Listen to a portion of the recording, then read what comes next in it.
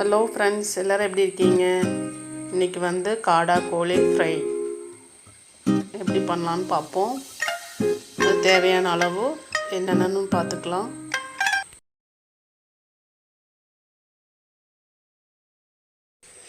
இப்போ வந்து காடா கோழி வந்து நல்லா சுத்தம் செய்து எடுத்து வச்சுருக்கேன்.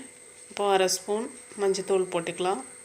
ஒரு அரை லெமன் சேர்த்திக்கலாம். லெமன் சாறு நல்லா பிழிஞ்சிட்டு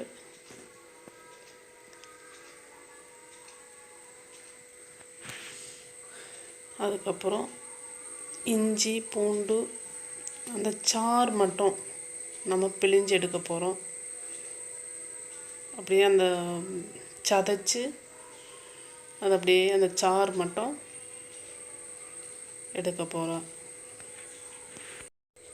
ஒரு 3 ஸ்பூன் மட்டும் இஞ்சி பூண்டு சாறு அதில் சேர்த்திக்கலாம். இப்போது அது நல்லா கலந்து விட்டுடலாம்.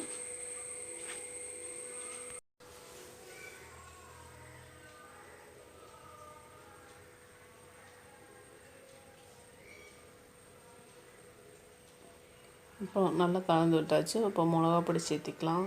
மிளகா பொடி வந்து 2.5 ஸ்பூன் சேர்த்திருக்கேன்.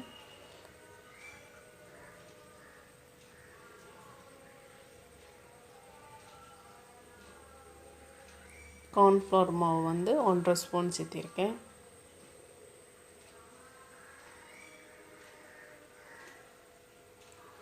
உப்பு தேவையான அளவு. நான் வந்து மசாலா வந்து சேர்த்தவே இல்லைங்க. நீங்கள் வேணும்னா சேர்த்திக்கலாம். மசாலா போட்டாலும் டேஸ்ட்டாக இருக்கும். இதுவே ரொம்ப டேஸ்ட்டாக இருக்கும்.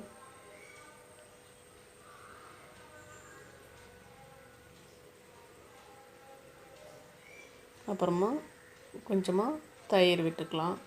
1 ஸ்பூன் ஆட்டம் 1.5 ஸ்பூன் இல்லைன்னா 1 ஸ்பூன் தயிர் சேர்த்திக்கலாம்.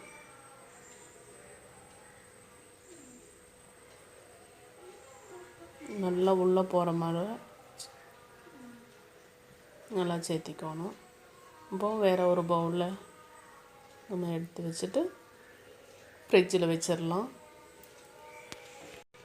ஃப்ரிட்ஜில் 1 ஹவர் வச்சா போதுங்க. அதுக்கப்புறம் எடுத்து ஃப்ரை பண்ணிக்கலாம். இப்போ வந்து 1 ஹவர் ஆயிடுச்சு. நம்ம எடுத்துட்டேன். இப்போ வந்து ஒரு சின்ன குறுங்கின மாதிரி ஒரு பாத்திரத்தில் நீங்கள் போட்டுங்க. அப்புறம் எண்ணெய் அதிகமாக சேர்த்த வேண்டியதில்லை. இப்போ எண்ணெய் நல்லா காஞ்சிருச்சு. இப்போது போட்டாச்சு. ஆயிலில் வைக்காதீங்க. ஒரு மீடியமாக நல்லா சூடான ஒரு மீடியம் ஃப்ளேம்லேயே வச்சு நீங்கள் திருப்பி போட்டுக்கலாம்.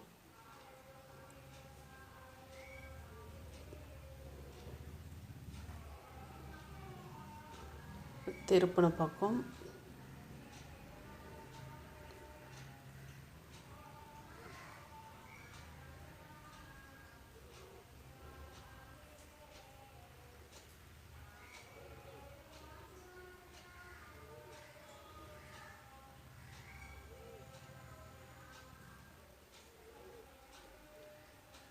நான் கொஞ்சமாக தான் எண்ணெய் ஊற்றினேன். நல்லா ஃப்ரை ஆயிடுச்சு. இப்போது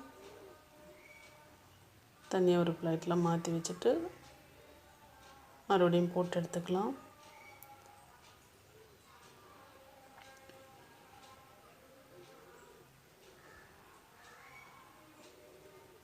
இதே மாதிரி எல்லாமே போட்டு எடுத்துடலாம். இங்கே பாருங்கள், எல்லாமே போட்டு எடுத்தாச்சு. அவ்வளோதான். கரெக்டான பதத்தில் நல்லா வெந்திருக்குதுங்க. உள்ளே எல்லாமே நல்லா மேலே கரிஞ்ச மாதிரி இருக்குன்னா அது மசாலா தான். பாக்கி எல்லாம் நல்லா வெந்துருச்சு. ஓகே ஃப்ரெண்ட்ஸ், நீங்களும் சமைச்சு பார்த்துட்டு எப்படி இருக்குன்னு சொல்லுங்கள்.